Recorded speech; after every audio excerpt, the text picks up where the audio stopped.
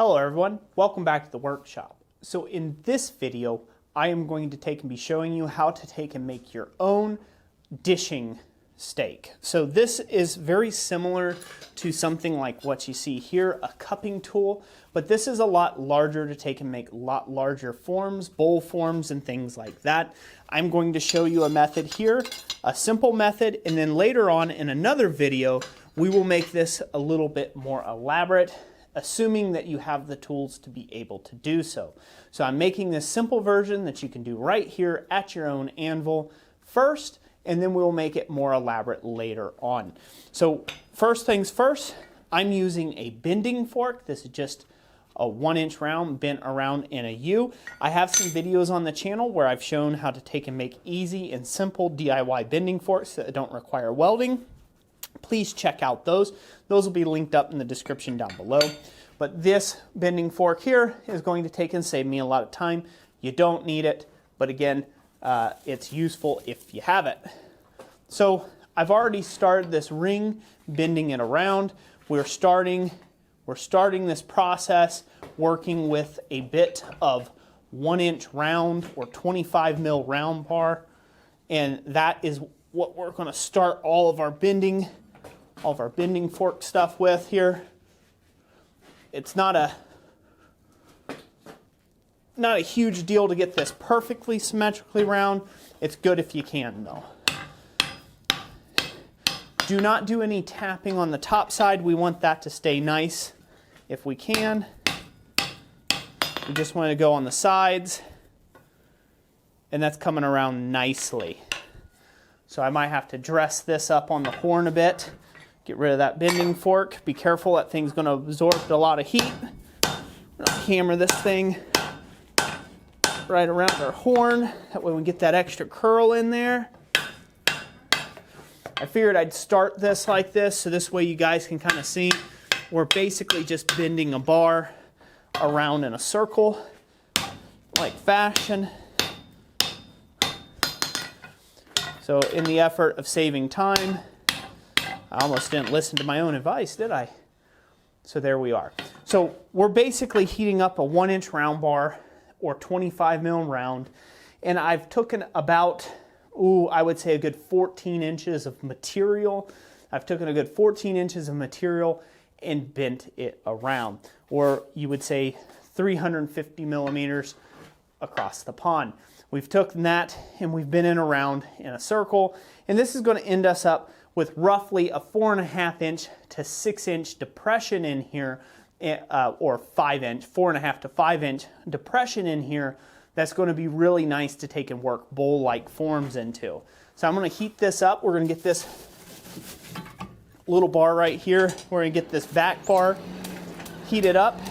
And what we're going to do is we're going to bend this back the opposite direction. So we want this to come around and be in line, if you will. So again, this version of this bowl swedge is a no weld version of a bowl swedge. It's very handy, and you can make a lot of different interesting forms, and you can make a bowl as big as you like out of this.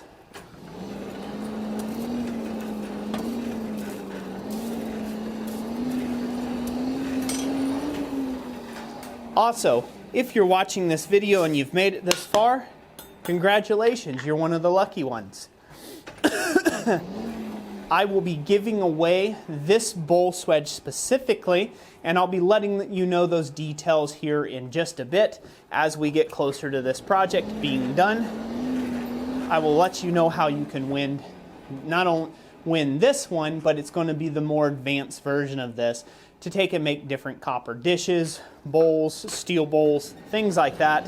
And that will be open to anyone in the world. So stay tuned in, if you will. So I'll be back with you as soon as I got this good and hot. It takes a while for 1-inch stock to heat up. I'll be right back with you once it's good and hot. So we've got this piece nice and hot again. It's actually really hot, almost at a nice welding heat. There's a secret to working with big material. You want to take and do stuff at a near welding heat when you do it. You also want to take and use your body. to bend stuff around. You're supposed to. And we're getting there. So now it's going around, and we're going to continue to bend this right on around, trying to get what will look like a smooth, round eye if we can.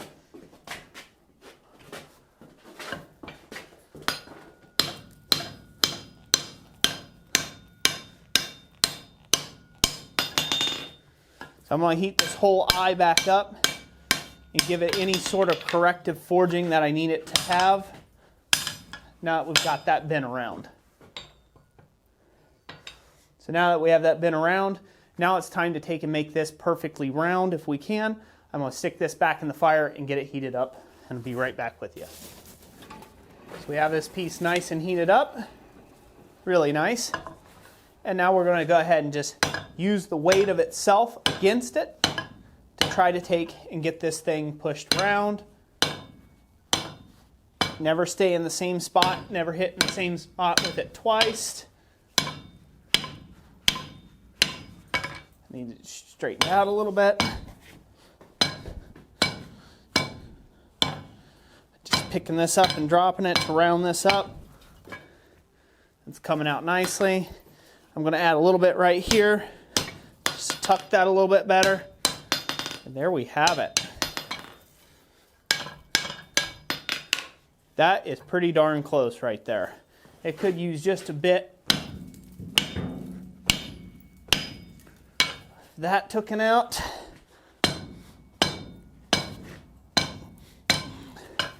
Again, you still need to watch it as you go along, as you're using the outside of it to hammer it around.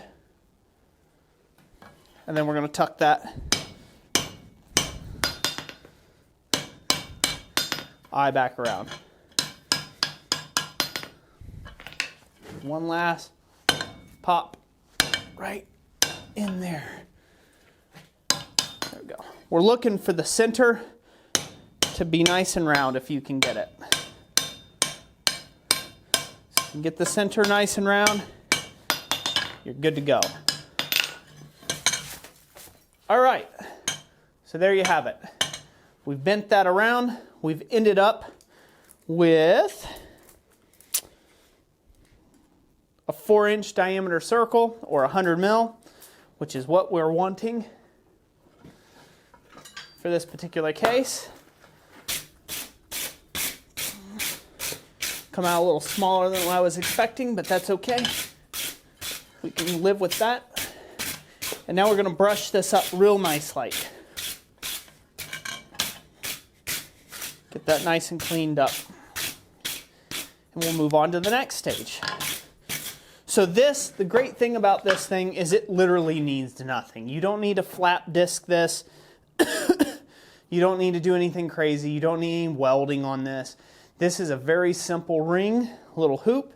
And as you beat into the depression with, say, a rounded face hammer with a hot piece of metal while this is being cold, you're going to take and form up stuff very nicely.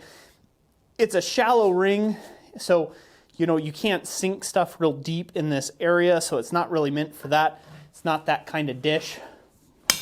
But, there we go, that's straightened up. Sorry, I'm a Nancy about getting things straight. Anyways, this hoop, it doesn't have to be completely perfect because, again, you're just trying to get it to support your hammer blows on all sides.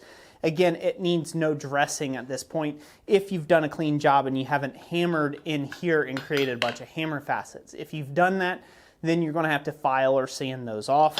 So this way, it's a nice smooth bar again. So there we are.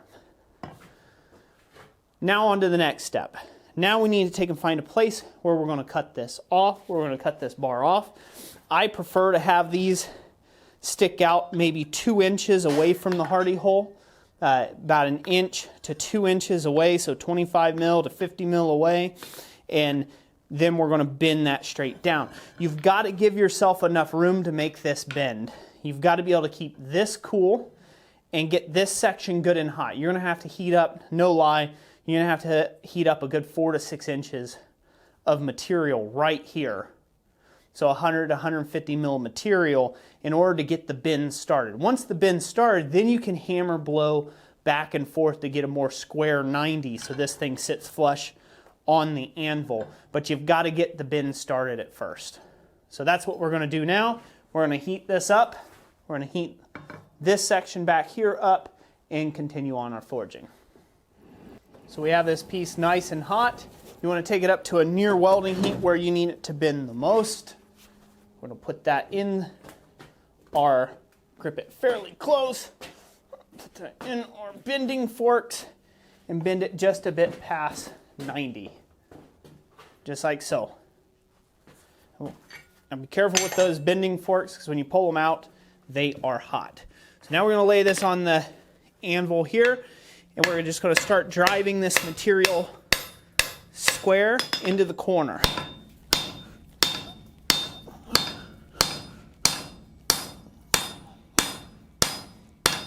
Because we want to take and create a nice square corner here. We're not trying to go for an upset square corner. We're just trying to make sure that this sits flush on the anvil.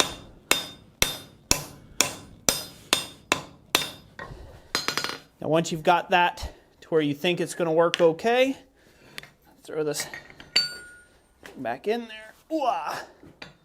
Hoo-ah. See here?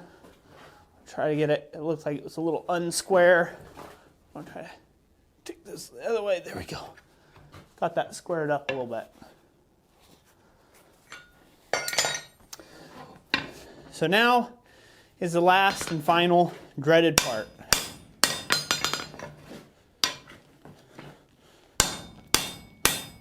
Which is cutting this off. Now you can choose whatever length you'd like to cut this off at. I'll usually do about a good 4 inches. Leave about 4 inches of material to stick down into the hardy hole. That's what I'm going to do now.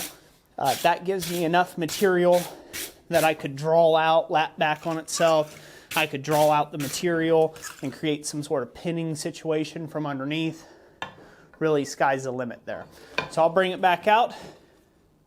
We'll heat this back up and then we'll cut this piece off. Well, we've got this piece nice and hot. A little hot right there on that corner. That's okay. Again, we're going to leave about 4 inches of material. We're going to hit this piece. Doesn't really matter how you cut this off. I'm just cutting it off while it's hot to save a little bit of time. Because I can do it hot and then clean the bottom up of it later. Versus the other alternative, which if you don't want to take and do this hot, you can definitely use a cutoff wheel, wait for it to cool down. You know, take all your normal options. That'd be with a Sawzall or a hacksaw. You can do whatever you like there.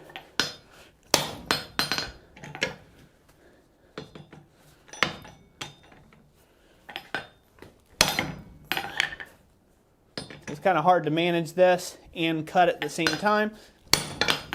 You just got to take your time with it. Give it good blows. Again, you're trying to sever a 1-inch piece of material with a weird hoop hanging off the end of it. It's not going to want that. Got that going. Got the other side.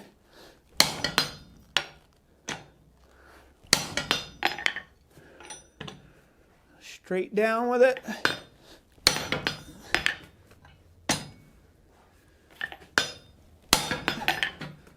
So, I've promised a giveaway.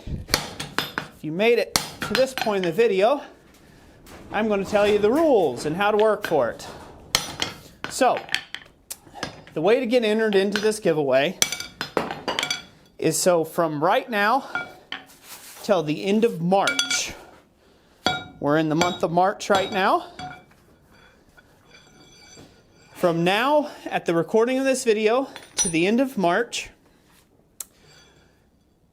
all you have to do is go over to our website, blacksmithpdfs.com, and either get a free download, whether that be a template that I've made or a paid download.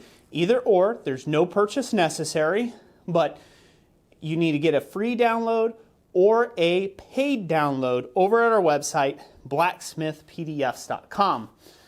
Doing that was very helpful during our last big Christmas giveaway that we did here around the channel, because we were able to take and have everybody's shipping information up front. That way, all we had to do was get it out the door and get it shipped, and we didn't have to take and play where's the guy who won, which was very beneficial for me and Jess, as we're very busy people. And we're just giving stuff away, things like this, because we like to take and support the community. So you got to do your part and reply when we do the announcement of the giveaway within that 24-hour window after we announce the winner. And of course, you guys will see that. The only other stipulation I would say is make sure you subscribe. Now, the reason for subscribing is you won't know when we give away things. If you haven't subscribed and hit that bell of notifications, you won't know when we've released the giveaway video for who won on this nice little piece here. So that's how we're going to handle that. Again, it's from now until the end of March is what time you have to take and get entered to win this bowl swedge. Now, it won't be this swedge right here. I'm going to take and make a more advanced version of this in part 2 of this video. I'll make a different video. It'll be titled a little different. It won't be titled part 2, but it'll be the more advanced version of this bowl swedge that we will continue on with this little butte here. So I'm going to go ahead and let this cool down naturally.